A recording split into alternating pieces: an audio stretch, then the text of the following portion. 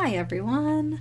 Welcome to day one of our dopamine detox. I'll explain in a minute why I'm putting detox in air quotes, but for now, welcome.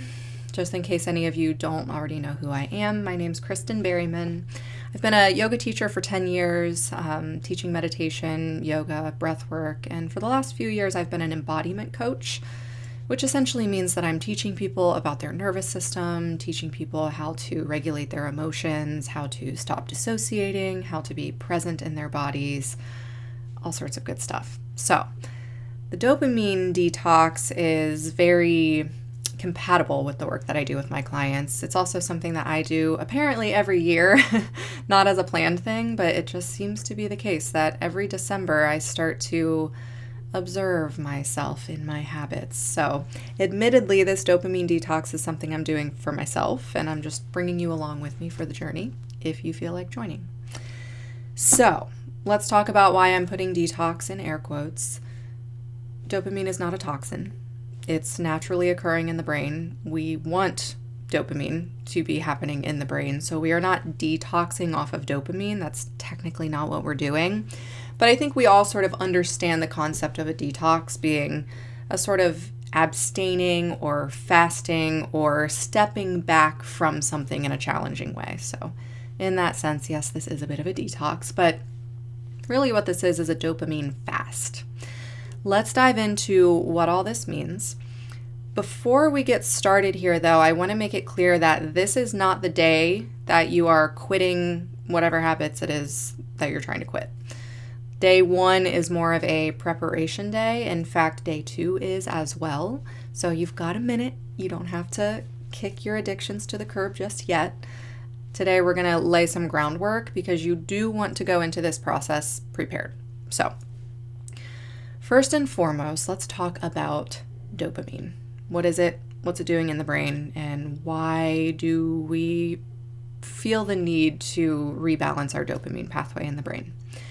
What's really important to understand about dopamine is that the dopamine pathway of the brain regulates both pain and pleasure. I'm going to say that again. Pain and pleasure are processed in the exact same pathway in the brain. What dopamine does for us is it keeps us in a balance between pleasure and pain. Our brain is really smart. It evolved thousands of years ago. And the whole purpose of the dopamine pathway in the brain is to make sure that we're not experiencing extremes of either pleasure or pain. The brain wants us to be in a pretty balanced state, no high highs, no low lows. So when we do experience a high, for example, so taking or consuming a substance or a food that's spiking the dopamine levels in the brain, something really pleasurable, or engaging in an activity that is spiking dopamine levels in the brain, what the brain's going to do is go, whoa, that's too much. Let's balance that out by essentially what's actually happening is after we get the spike of dopamine and the brain recognizes that we're experiencing an extreme pleasure, what it does is it shuts down or turns off some of the dopamine receptors in the brain so that we cannot be processing dopamine any longer. It balances out the pleasure with what we experience as pain, because when these dopamine receptors shut down, what we experience are symptoms of withdrawal, craving, irritability, general discomfort that usually makes us reach for whatever pleasurable stimulus again. The opposite is also true. So if we experience pain, the brain will naturally give us a boost of dopamine to help us feel better. So what's important to understand is this concept of balance. The brain is always trying to get us to a healthy baseline. So this made a lot of sense thousands of years ago when the brain and nervous system were forming, because those ancient humans existed in a time when scarcity was the name of the game. Food was hard to come by. It was rough times. Humans were traveling long distances to find food. They were fighting off predators. It was survival. Today, obviously, it's a very different case. Today, we're living in this world of abundance, this world of excess, we might say, especially if you're in the United States. We are in an excessive culture. Everything we want is within reach at the snap of our fingers. We can have the food delivered, we've got the vape pens, we've got cigarettes, we've got alcohol, we've got infinite scrolling on social media. The freaking smartphone is like a little dopamine machine. So our brain was not at all wired to be in a space of abundance like this.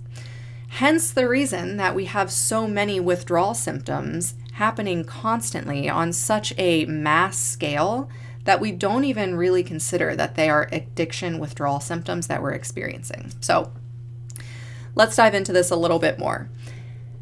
Let's say we engage in whatever pleasurable behavior or substance that spikes dopamine levels in the brain, and then we set it down.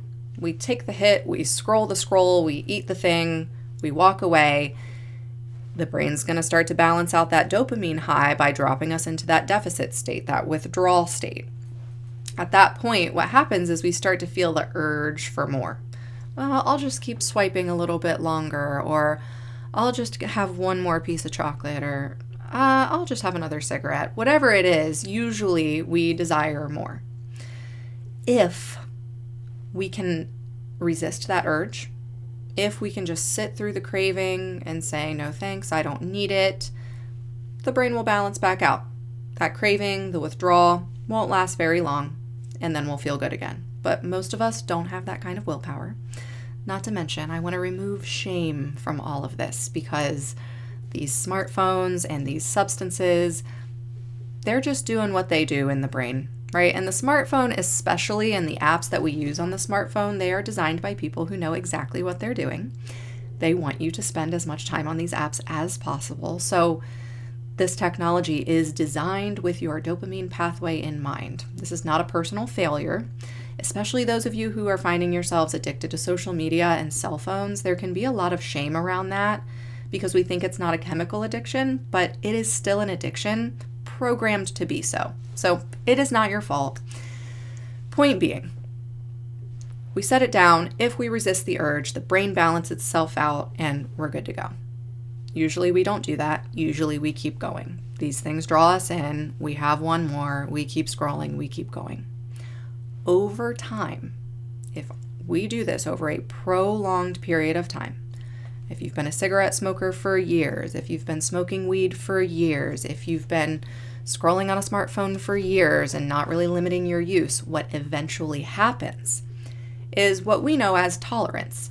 Your tolerance builds, which in the brain means that your pleasure set point, your brain's set point, gets higher, which means you need more of the thing to not even just feel pleasure. Eventually, you aren't even getting pleasure from the thing. You're just avoiding the withdrawal symptoms that show up when you're in the deficit state. So, prolonged use gets us into this addicted brain where we're no longer receiving pleasure. We are just avoiding the discomfort of the withdrawal symptoms. So, not only that, the high that we get, or if there is a little bit of pleasure that we are still getting from whatever pleasurable stimulus, the high lasts for less time and the low lasts for a lot longer. So the duration of the joy gets shorter and the duration of the misery that follows the joy gets longer. So we end up using more and more and more. We end up in this vicious cycle that we really cannot get out of. Thus the dopamine detox. What we're doing in a dopamine fast is we are depriving the brain of the pleasure. We are resisting the urge to give in to those cravings. And scientific studies show that it takes about 4 weeks for that pathway to rebalance itself. For one thing, the set point is going to drop down to a healthier level where you'll then be able to experience pleasure from things that you might not have been experiencing pleasure from. So, for example, if sugar is something you're addicted to, and your set point is up here because you've just been consuming sugar without any regulation or any limitation, when you do a dopamine fast, what'll happen is that as your dopamine levels level out in your brain, you'll then start to notice the natural sweetness of fruit, for example.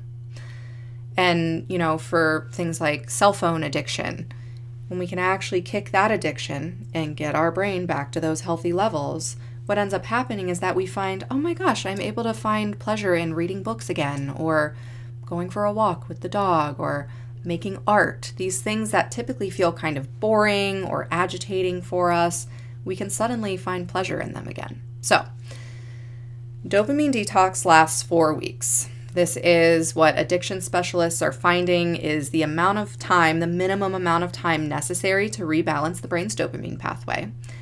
The first 2 weeks of that are brutal, as Anna Lemke describes it. Anna Lemke, by the way, where's my book, is who has inspired this. I read her book, Dopamine Nation, and then bought this workbook. She is a Stanford University addiction professor, or at least psychologist. So she works with clients. She also does research.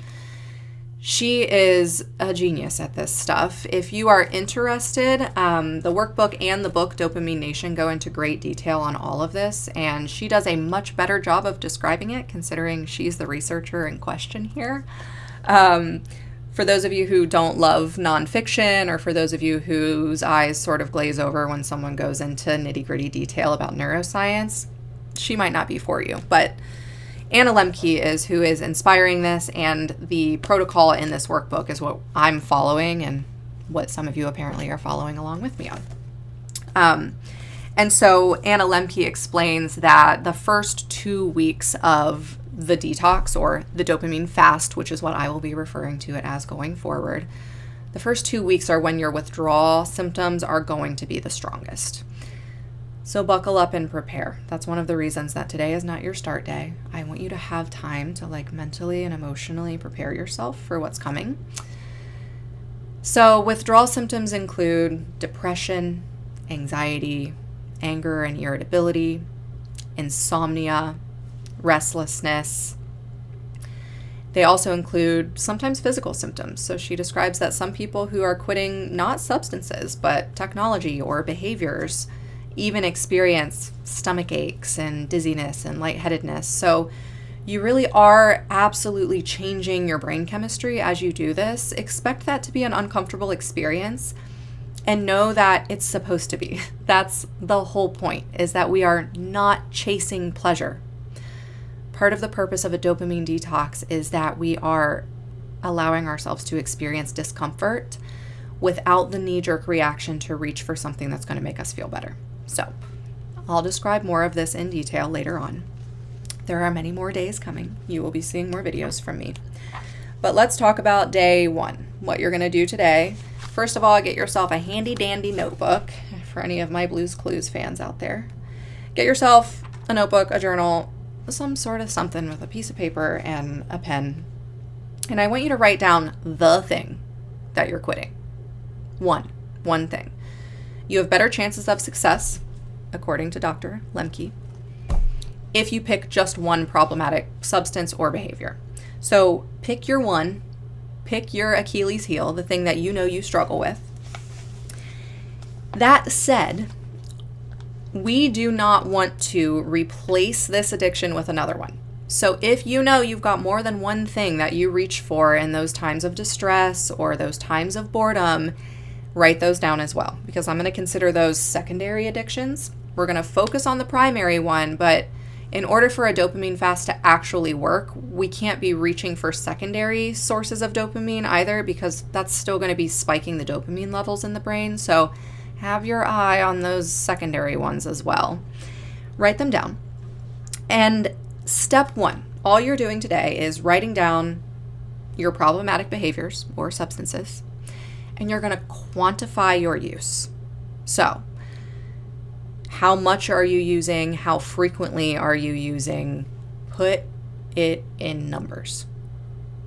It's really helpful to know where you are. It also is kind of like a reality check for some of us, or a little bit of a wake-up call to look at these. One of mine that I'm giving up is doing. That's what I've written down in my journal. I am hyper-productive. I am addicted to doing. I will go and go and go and go and go and never rest, never hold still until my head hits the pillow at night. And even then my brain keeps going. So it's not like I can just stop doing altogether. for me, quantifying my doing is actually easier by quantifying my non-doing. So that is to say, it is a lot easier for me to say how many hours of rest and non-doing I'm giving myself per day than it is for me to say how many hours of a day I spend doing stuff. It's pretty simple. The amount of rest I give myself is 0. So play around with this, find a way to put this down in a number format that makes sense to you. And we'll get into this later, but obviously there are some things that we can't quit altogether. My phone is my number one. So kicking my phone addiction is my primary goal for this dopamine fast. I can't not use my phone. I have people I need to talk to. I run an online business. I have a virtual assistant who works in another country. I have to be communicating with people on my phone. I have to be submitting my payroll on my phone. All sorts of things do have to be happening on this little machine. So if you have an addiction like that, something that you can't just step away from entirely, hang tight. We're going to get into this, I believe, in our next video, or at least in our next 2 or 3 videos. You're going to have a very specific plan to regulate your use so that you can maintain a healthy relationship with whatever it is as you move through this detox. But for today, just know your day 1 task is to write down however many things it is that you're quitting or that you are fasting from to the best of your ability. And then for each one, go through and quantify your use. That's it for today. Do that, and I'll check in with you tomorrow for day 2.